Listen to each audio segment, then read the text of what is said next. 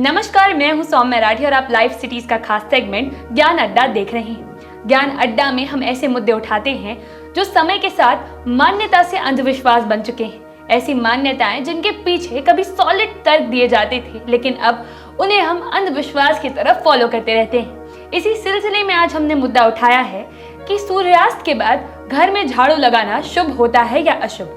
ये एक ऐसी बात है जो आप सब ने अपने घर में सुनी भी होगी और अपने माता पिता को इसका पालन करते हुए भी देखा होगा कि जब कभी आप सूर्यास्त के बाद गलती से साफ सफाई करने के लिए झाड़ू अपने हाथ में ले लेते हैं तो माँ कहीं से चिल्लाते हुए कहती है कि झाड़ू मत लगाना, नहीं तो लक्ष्मी माँ नाराज हो जाएंगी। अब अंधेरे के बाद झाड़ू नहीं लगाने के पीछे आखिर तर्क क्या है? क्योंकि अंधविश्वास तो काफी सारे जोड़े गए हैं। कुछ ऐसे लोग होते हैं जो एस्ट्रोलॉजिकल वीडियोस बनाकर YouTube पे सबको ये ज्ञान देते हैं कि अगर आप अंधकार के बाद अपने घर में झाड़ू लगाते हैं तो लक्ष्मी माँ इससे काफी क्रोधित हो जाती है। उन्हें ऐसा लगता है कि अंधेरे के बाद झाड़ू लगाने से आप उनका तिरस्कार कर रहे हैं, इसीलिए लक्ष्मी आपके घर से चली जाती है और तो और आपके घर में आर्थिक तंगी भी होती है। और ऐसी ही कई सारी बातें हैं जो अंधेरे के बाद झाड़ू लगाने को लेकर बोली जाती है। लेकिन सूर्यास्त के बाद झाड़ू ना लगाने के लिए हमारे पूर्वजों ने काफी सटीक तर्क दिए थे हमें। तर्क ये थे कि पुराने जमाने में बिजली नहीं हुआ करती थी, घरों में LED और मरकरीज नहीं जलाए जाते थे। शाम के बाद हर एक घर में एक छोटे से दिए या लालटेन की रोशनी में काम किया जाता था। ऐसे में बहुत बार ऐसा हो जाता था कि कभी बच्चे खेलते कूदते वक्त कोई जरूरी सामान इधर से उधर कर दे, कभी कोई छोटी सोने चांदी की चीज हाथ से फिसल के कहीं गिर जाए, या कभी जेवर बदलते वक्त कोई सोने का सामान नीचे जमीन पर पड़ जाए।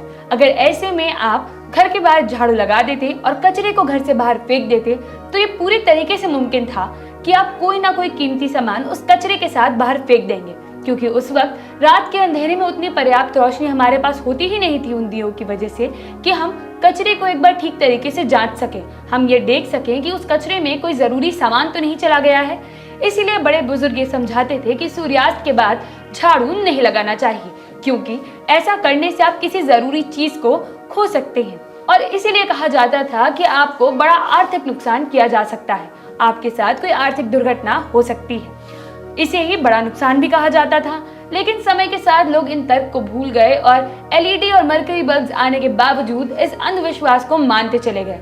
अंधविश्वास के अंधेरे के सिलसिले में एक और ऐसा अंधविश्वास है जो इसके साथ जोड़ा जाता है।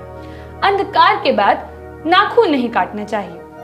अब झाड़ू की तरह नाखून को लेकर तो ऐसी बातें नहीं कही जाती है कि लक्ष्मी जी नाराज हो जाएंगी या तुम पर कोई संकट आन पड़ेगा। बस ये कहा जाता है कि अंधेरे के बाद नाखून काटना सही नहीं है। सही क्यों नहीं है, चलिए हम आपको वो भी समझा देते हैं। फिर वही बात है, बिजली नहीं हुआ करती थी और नाखून काफी छोटे होते हैं और वो घर में बिखर सकते थे। और नाखून ऐसी चीज है कि अगर घर में बिखर जाएं तो रोशनी में भी ढूंढने में काफी तकलीफ होती थी।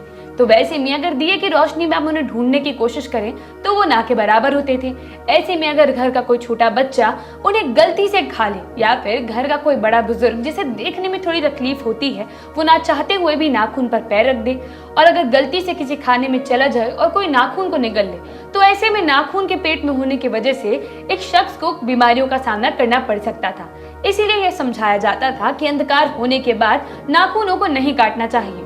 अगर काटना है तो दिन के उजाले में काटो ताकि नाखूनों को ठीक तरीके से घर के बाहर फेंका जा सके।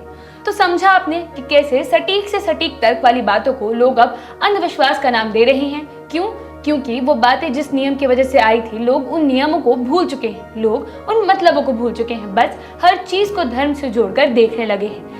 और झाड़ू की जहां तक बात अगर फिर से की जाए तो झाड़ू को लेकर तो अलग अलग कहानियां चलती हैं। झाड़ू के लिए तो शुभ और अशुभ दिन ये तक तय किए जाते हैं कि झाड़ू आपको कब खरीदना चाहिए और कब उसे आपको नहीं खरीदना चाहिए, कब साफ सफाई करने से लक्ष्मी मां प्रसन्न होगी और कब साफ सफाई करने की वजह से देवता आपसे नाराज हो जाएंगे। लेकिन हमारे लिए ये जरूरी है कि हम इन सब चीजों को पीछे छोड़कर तर्क को ध्यान रखें ताकि हम ऐसे अंधविश्वास के लिए किसी भी धर्म को जिम्मेदार ना ठहराएं।